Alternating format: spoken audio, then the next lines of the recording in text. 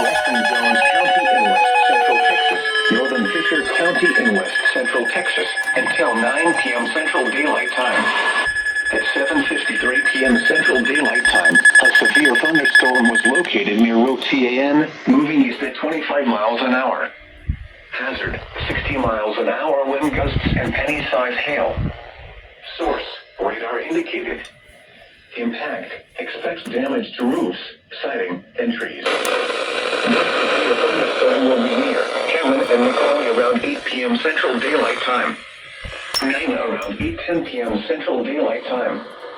Anson around 8:35 p.m. Central Daylight Time.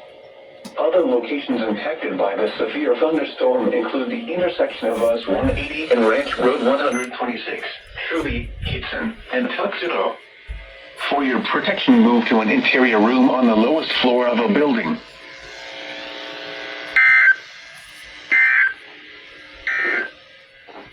At 7 p.m., sky